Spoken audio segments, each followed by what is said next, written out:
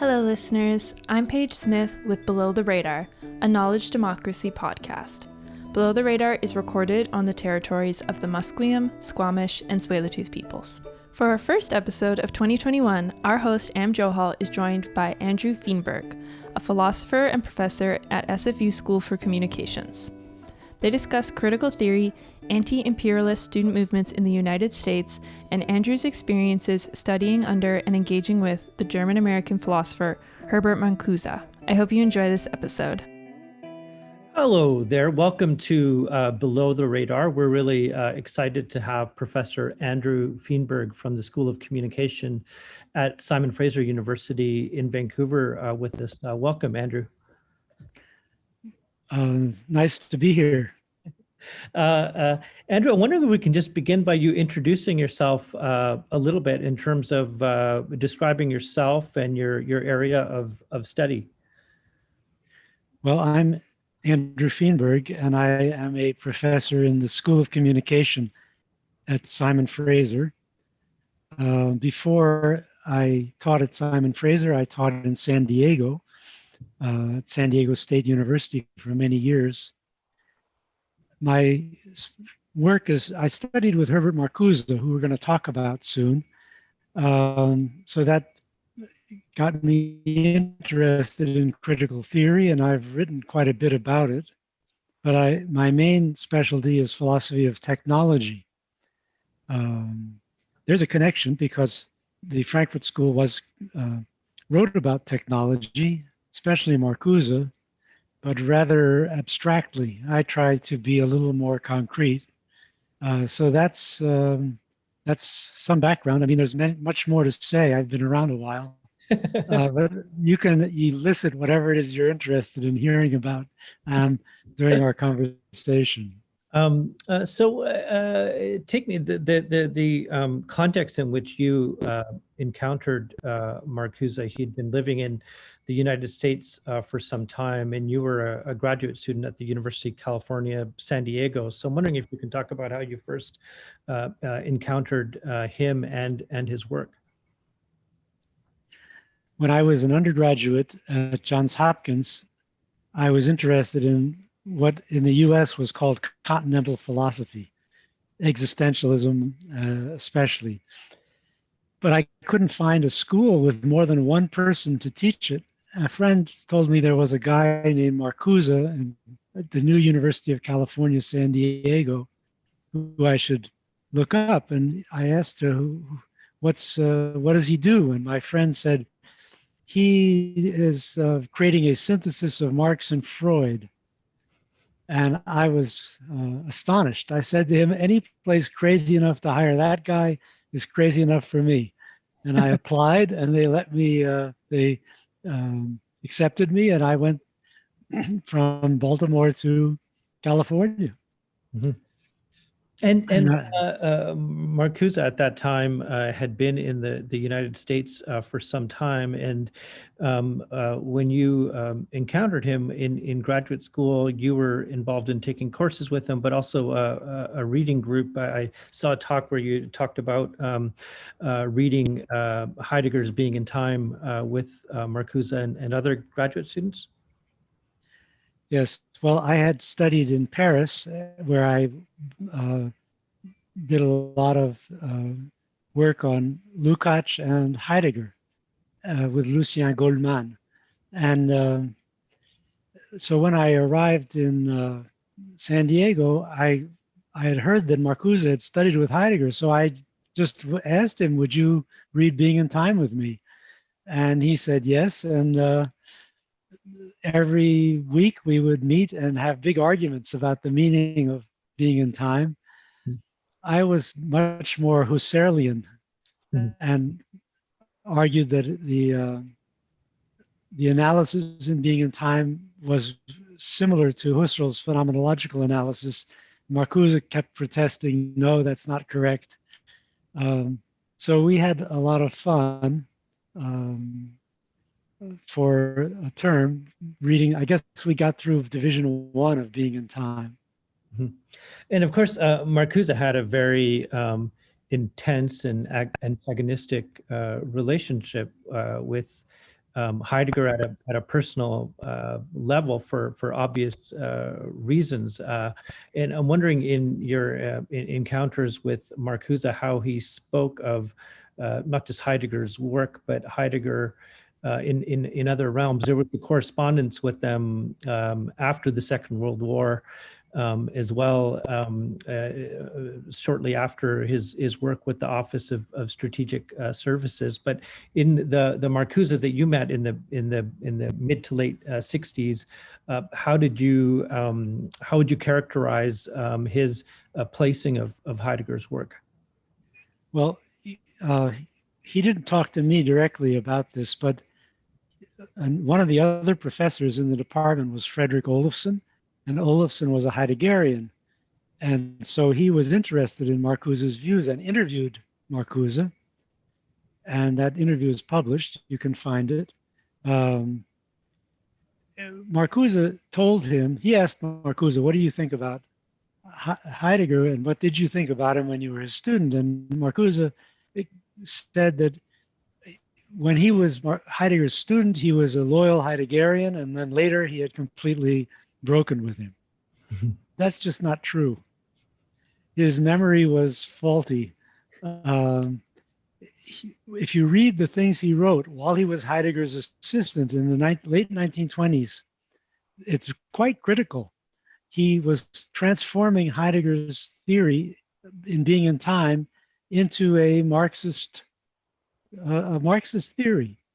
And so he said things like, Heidegger had this category of world, and Marcuse said, well, you can't just talk about world, you have to talk about the different worlds of the peasant and the petty bourgeois and the bourgeois. So he's Marxifying Heidegger in the late 1920s. And this is very different from being a loyal disciple. And then later on, there's still an influence. He absorbed some fundamental ideas of Heidegger's into his Marxism. And there's only a few traces of this. For example, in One Dimensional Man, there's a quotation of Heidegger's essay on technology, but there's more to it that he just didn't want to talk about. So I think it's because one of the great philosophical debates of the 20th century, until French theory took over, was between existentialism and Marxism. You had to be on one side or the other. And Marcuse was a Marxist so strongly influenced by phenomenology that he had to hide the complication in order to fit into the schema, either existentialism or Marxism. Now, his arrival in the United States, he worked with the Office of Strategic Services, which was a predecessor to the CIA, a quite well-developed part of the government that began during the Second World War. And he was doing analysis of Central and Eastern Europe and of the Nazi regime and the post-war German context. And I'm wondering, the part of the work that he did and developed later, some of which into books, how you characterize that period of his life in terms of working inside of a governmental context, and how that might have inflected his theoretical work later on. Well, he studied Nazism and the Nazi regime in Germany, and he wrote a book about it for the OSS called, it's in German, published in Germany, and it's called Feindanalyse, the analysis of the enemy. And it's an interesting theoretical discussion of the workings of a totalitarian state. He worked there with Barrington Moore, a famous historian, and later, when I was a student in UCSD, he introduced Barrington Moore, who gave a lecture there, by saying that he and his friend had tried to understand the Nazi regime for the US government, and then been sent to Germany to figure out how to denazify the new Germany, and he concluded we failed completely. So, um, I don't really know what effect it had on his later work, having worked for the government. It's hard to know, and he certainly didn't discuss that.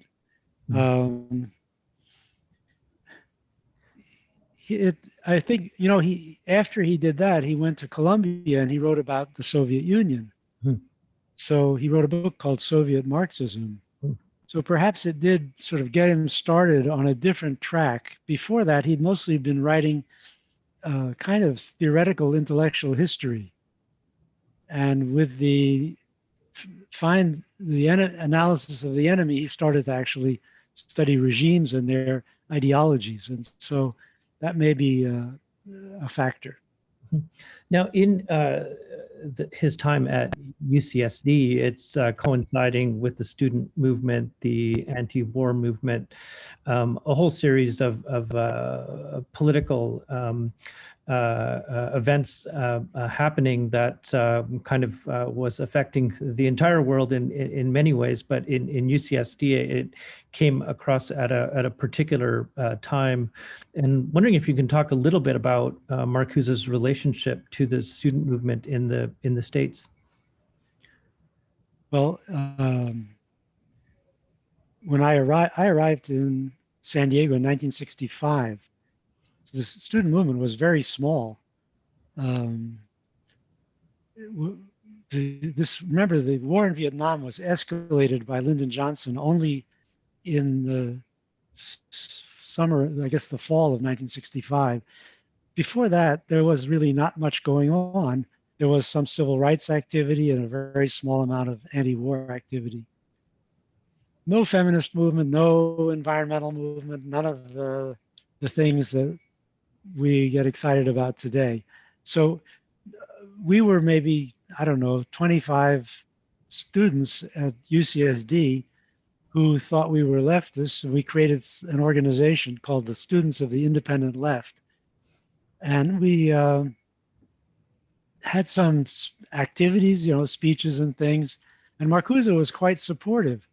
And some of us decided to create a magazine in order mainly to write about the war in Vietnam. And we called our magazine Alternatives, and we went and got some money from faculty and from Marcuse, we got an article called The Individual in the Great Society, a very interesting article. So our magazine could start out with some class, and he then participated in debates with other faculty members about the war, and gradually the resistance to the war grew. Remember, there was the free speech movement in Berkeley, and that began to signify the University of California as a locus of student revolt. And it gradually came down to the southern regions of the state. So Marcuse was speaking to more and more people. The movement was growing rapidly at the end of the 60s, and he was a key figure in terms of the sort of the theoretical basis of the movement and the authority of Marxist. I'm not sure how to put this. There was a Marxist tradition, of course, not this Communist Party, which no one was interested in, except maybe Angela Davis. Most of us were thinking in terms of the participatory democracy ideas, democratic socialism. We were not part of the communist movement. But we were anti-imperialist and for civil rights and against the war in Vietnam. And that describes the mainstream of the New Left in the late 60s and early 70s. And there was a connection to Marxism for many of the people in the New Left. And we were especially interested in Marcuse's version of Marxism. There was no awareness of the Frankfurt School. Soon to be classics like Dialectic of Enlightenment and History and Class Consciousness were totally unknown. but except for a few people like me who'd studied in Europe. But Marcuse stood out as in a sense, the spokesperson for a radical Marxism distinct from the Soviet Marxism that had very little resonance with most of us in the New Left. Now, you ended up being in Paris during May '68 yourself. Yes, I went there to continue my studies with Goldman, and I also studied with with Lévi-Strauss and with Derrida. So I had a very interesting time. Derrida was talking about Plato. Famous text was later published called Plato's Pharmacy. And I was there with about, I don't know, 30 students. We were a small group because he wasn't famous yet. And then the university was closed by the government. The police entered the university, arrested a bunch of activists, and I never got to the punchline of Derrida's lecture. So we were out in the street, and we did what you did out in the street in those days. We attacked the police, tried to get back into the university. It wasn't entirely clear what we wanted to do when we got back in, but we were determined to get back in. And a few days after this all started, Marcuse arrived for, believe it or not, an international conference at UNESCO on Marx. I still remember the Marcuse's arrival at the conference hall, and he was suddenly surrounded by reporters with microphones poking in his face and TV cameras, and I think he was scared. He had never been so famous, and it was all because of a fake press campaign that labeled him the idol of the students in revolt, the guru of the revolution, none of which was true. Practically no one had read Marcuse in France at that time, but so the newspapers just refuted their own myth a few weeks later. So then a young reporter who later became a famous right-wing journalist came up to me and he said, the professor looks really upset by all this attention. I could take him anywhere in Paris he wants to go. And I said to the reporter, well, if you promise not to ask him any questions, I'll relay your message. And so we escaped. And he had a little car, and we drove out of the UNESCO parking lot, and he said, where do you want to go? And Marcuse said, I want to meet the North Vietnamese delegation. The Paris peace talks had just started. And we went to the Lutetia Hotel, fancy hotel in the 6th, where the delegation was lodged. And they sent down, we asked for a delegate to come speak with Professor Marcuse, and they sent somebody down and had a nice conversation. And I mean, the story goes on. I can tell more of it if you're curious. For sure. I was going to also ask about, in terms of Marcuse publicly defending Angela Davis when she was arrested around that period and the controversy that ensued. Yeah, that's a little later.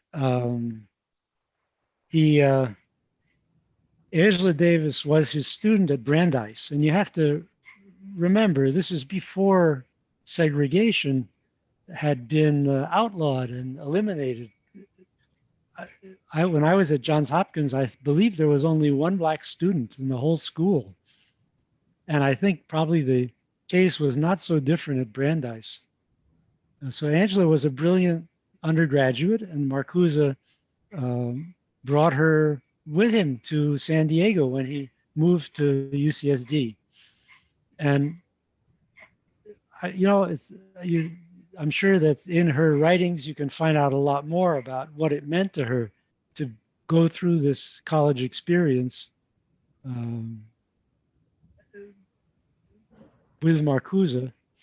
she became more and more politically active, and eventually she was involved in a sort of Communist Party front group in Los Angeles, and became friendly with people in the Black Panther Party.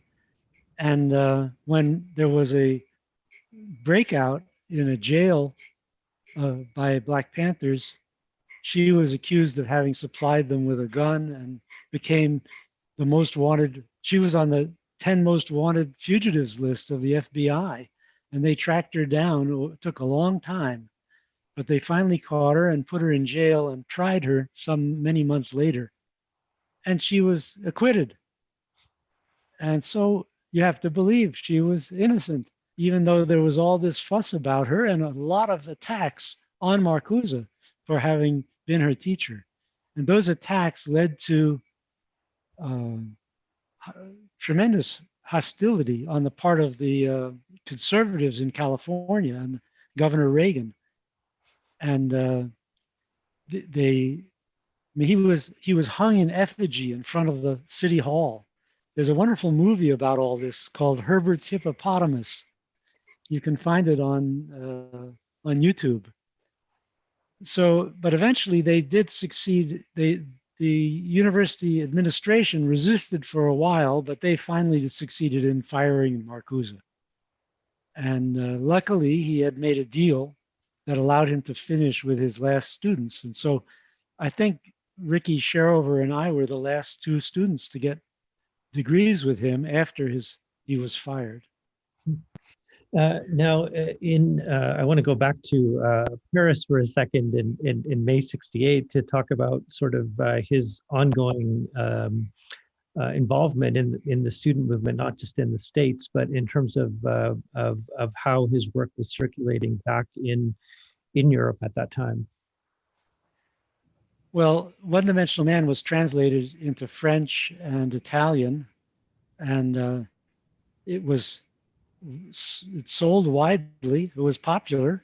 I don't know how many people actually understood it or even bothered to read beyond the first few pages, but it had an impact because I don't really know about the other countries in Europe, but in France and Italy, the Frankfurt School was not well known at this point. Very few texts were translated. And Marcuse was kind of the public face of the Frankfurt School. And that meant he was the leading Marxist theoretician who was not a Soviet-style Marxist, who was not part of the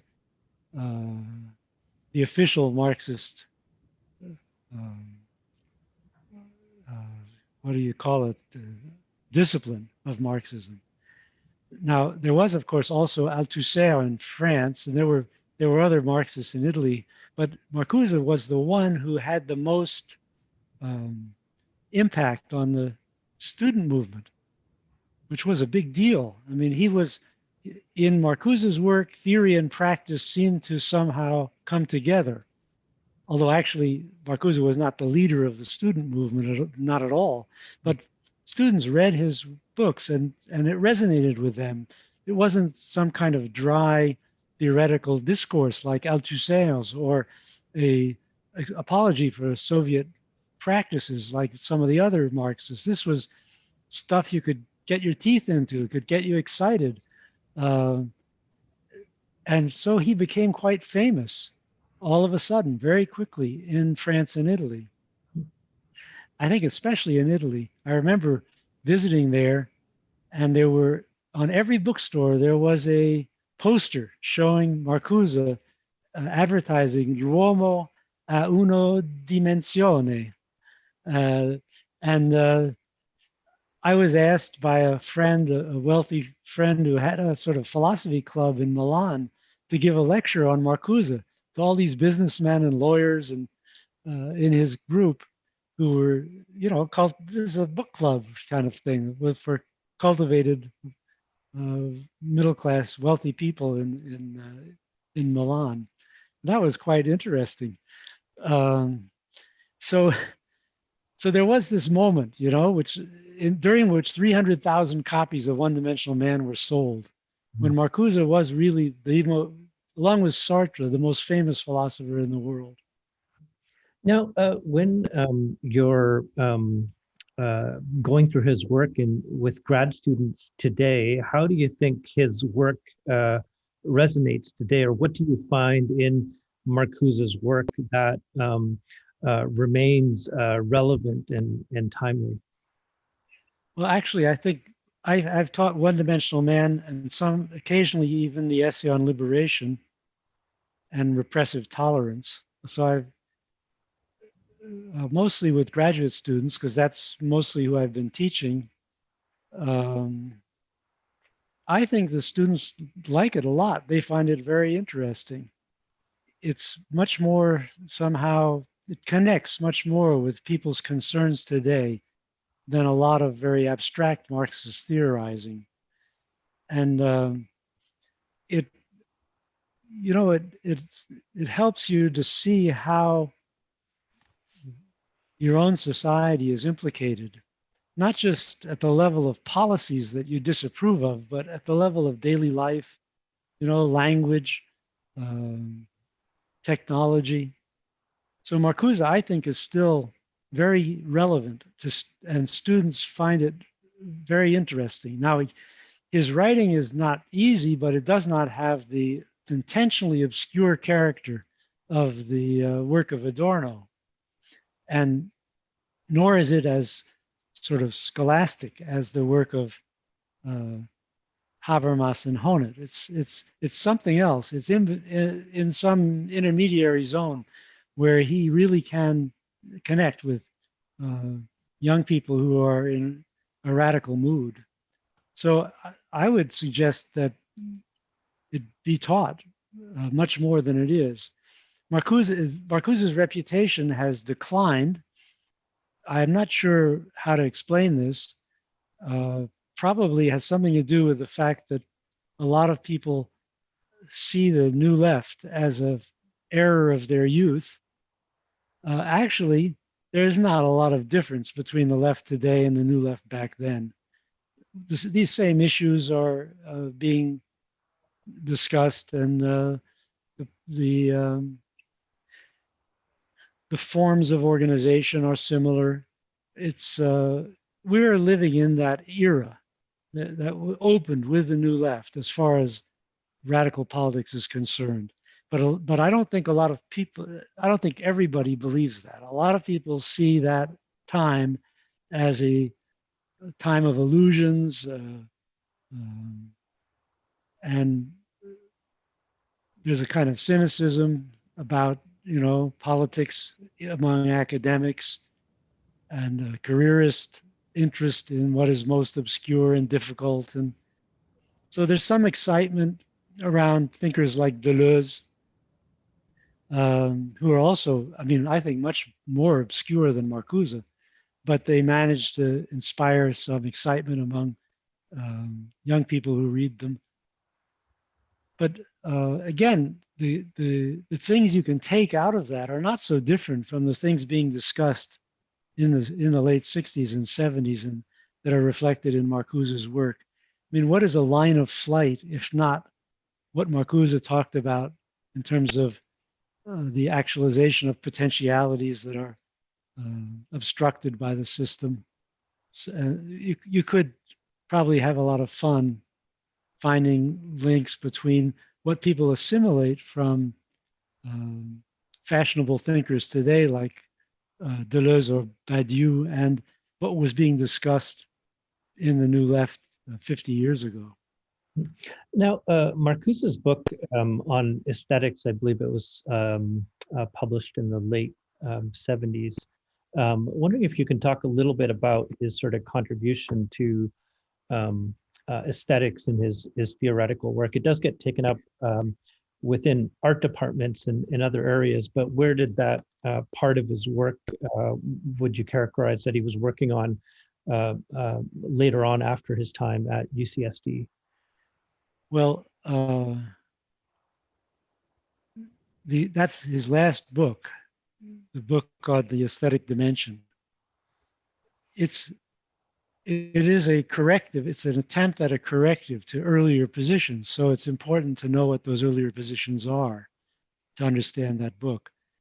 He wrote a famous essay in the 1930s on the affirmative character of culture, in which he argued that high culture played a compensatory role.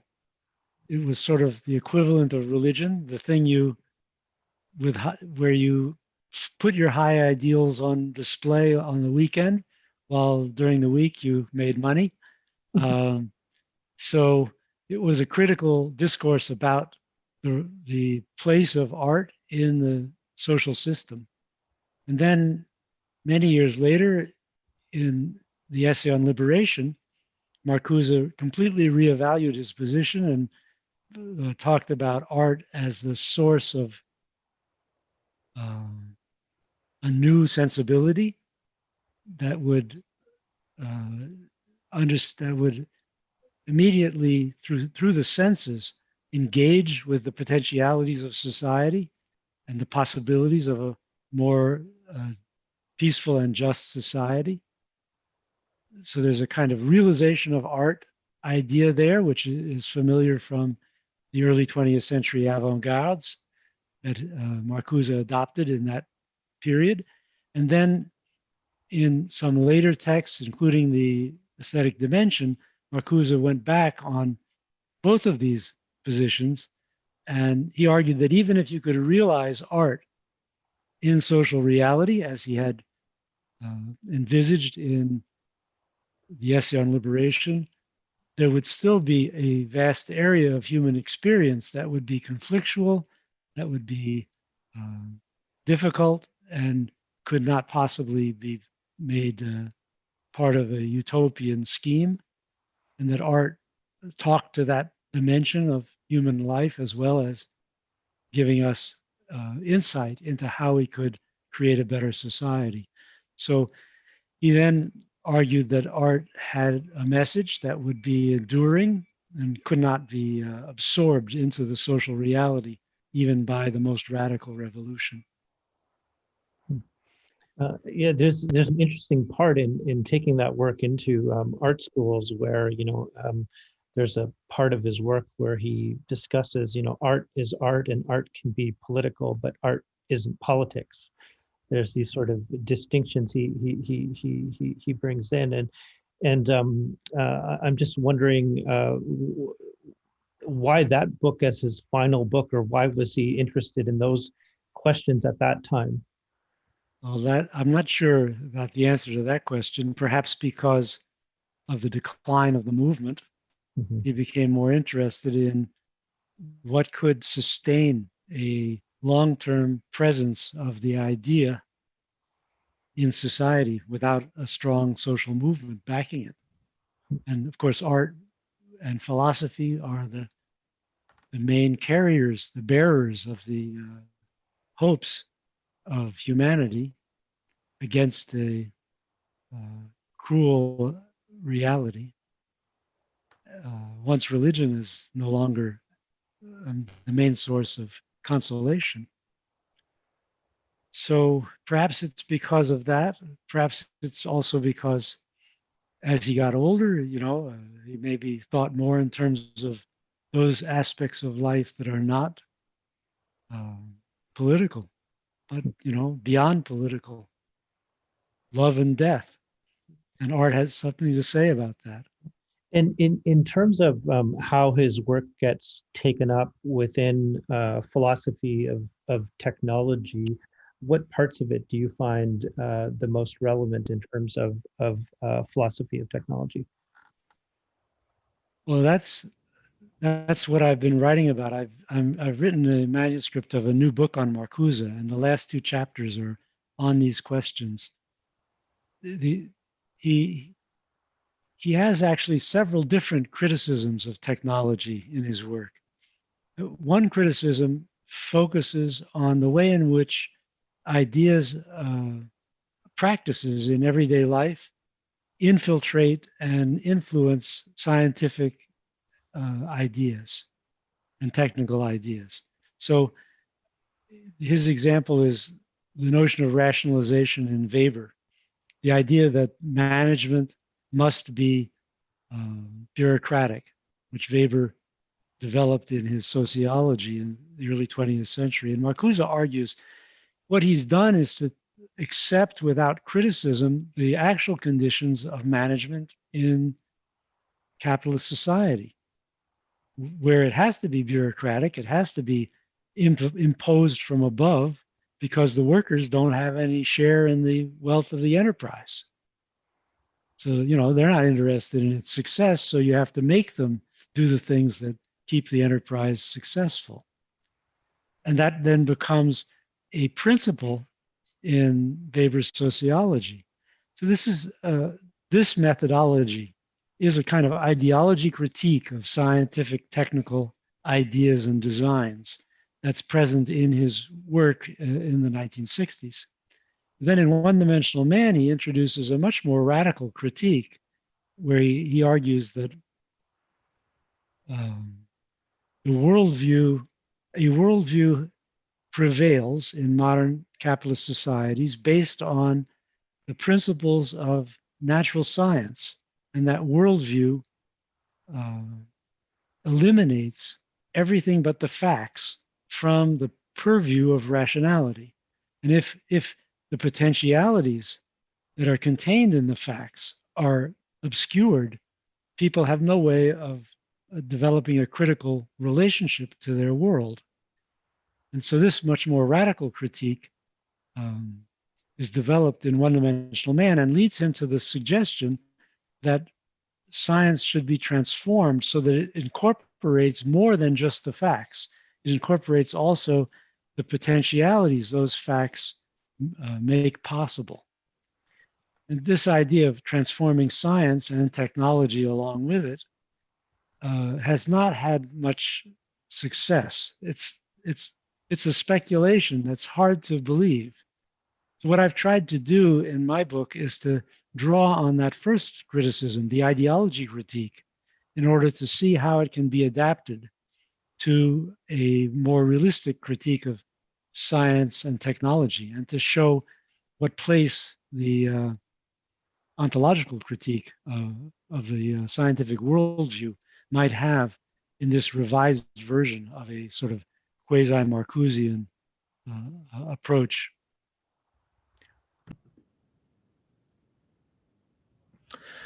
Andrew, I'm wondering what else is in the book, particularly discussions around democracy that you find in Marcuse.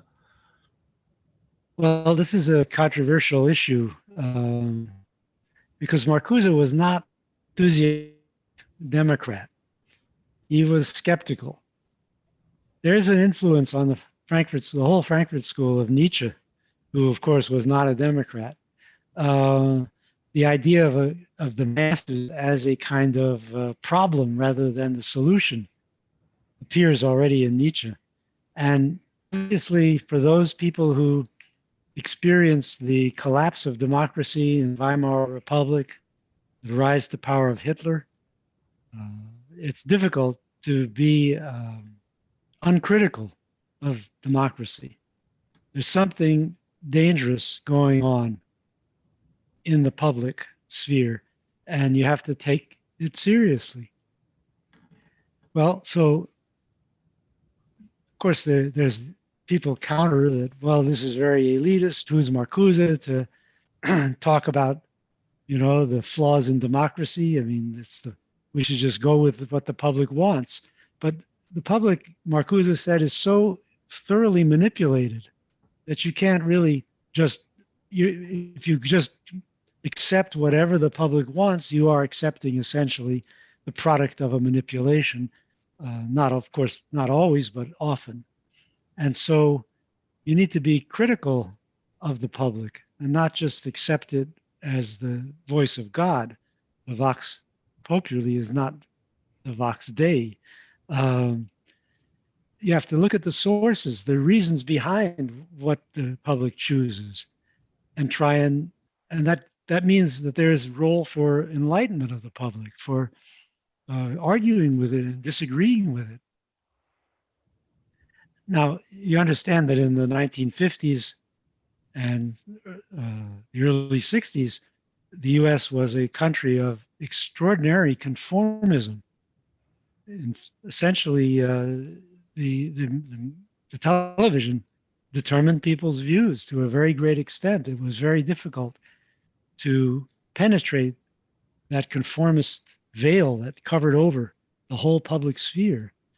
So it's not surprising that Marcuse, as a Marxist in the US in that period, would have a critical relationship to democracy. And of course, today, with 72 million people voting for Donald Trump, who is a catastrophe of the worst sort, you can understand that this is not just a personal elitist attitude. It's a reckoning with a real problem in democracy, the problem of the the credulity of the public, the success of demagogues, and the danger of democracy. So, how would Marcuse read Trumpism today in his work? The Trump is one type of figure, but Trumpism is a phenomenon that goes around the globe in different ways. You know, these authoritarian populists who have become popular now in many countries, in India, in Hungary, in Poland, and the United States, England, they present a challenge to the kind of Marxist theory that Marcuse was developing. On the other hand, he would certainly recognize this as an intellectual challenge to meet, but it's different from what he was describing in One-Dimensional Man. In One-Dimensional Man, you had a kind of collapse of any notion of there being something deeper than the surface appearance of the facts. And if you just live by the facts, then those who create the facts control you. So that was the system that he was denouncing as a kind of utopian, dystopian system in the 60s. But today, nobody trusts the facts anymore. All these demagogues are pointing at some deep conspiracy, something going on behind the scenes that's the cause of all our miseries. So it's a different logic. And it's a logic, of course, in which racism plays a very big role. And again, racism was not central to Marcuse's conception. I mean, he knew it was there, of course, and was opposed to it, but it wasn't what he thought generated the consensus, the conformism in American society in the 50s and 60s. But now racism is really central to the operations of this demagogic machinery. So you'd need a somewhat different approach. He did write something in the mid-70s about what he called the preventive counter-revolution. And his idea was, this is maybe sort of halfway to what's going on now. His idea was that the system feeling threatened by the left had moved into a new phase in which it was no longer going to encourage reform and integration, but rather precarity and surveillance, persecution of the left, and economic precarity for the masses, which would keep them too concerned with their daily needs and too frightened to resist. And so that could be a sort of, this is the Reagan Revolution, viewed from the standpoint of Marcuse's Marxist perspective. You could see that as a kind of intermediary stage in which racism was not yet a central component, as it has now become. But some of the other features, such as the economic oppression, the intensification of economic oppression, were already visible. Andrew, anything else you'd like to add about what makes Marcuse relevant today in terms of his work and how it circulates in the times that we're living in now? Well, I mean, I guess I've been troubled by the evolution of the academic left. It seems too much focused on issues of identity and academic kinds of kind of elaborate scholarly sort of philological struggles with the texts of the masters, and not enough talk about what's actually going on. And Marcuse is a good cure for this. You go with his work, you go straight to the problems, and you can see there are things that have changed, and you can adjust for that. But you're given some very important conceptual tools for talking about how to understand, how to be critical in a society that, as Marcuse put it in the 60s, delivers the goods. Maybe not as much goods as we'd like, but it's certainly not the 19th century anymore with starving masses in the advanced countries. So we need a critical vocabulary that's adjusted to this situation, and one that resonates with our feelings about what's wrong with the world. And Marcuse offers that, and it's still relevant. I mean, the last thing I'd say is, for those people who think that the New Left was something in the distant, remote past, sort of like Napoleon or the Crusades, forget it. We are still in the New Left. We're still in that era. Nothing fundamental has changed. And at least as far as the radical opposition is concerned. And we need to learn from that past, both the mistakes that were made, which were numerous, and also from the innovations that appeared then and which we are still operating with today. Great. Andrew, thank you so much for joining us on Below the Radar. Thank you. Below the Radar is a knowledge democracy podcast created by SFU's Vancity Office of Community Engagement. Thanks for listening to this episode with Andrew Feenberg. You can learn more about his research and work by visiting the links in this episode's show notes. Thanks again for listening, and we hope you have a happy new year. We'll see you next time on Below the Radar.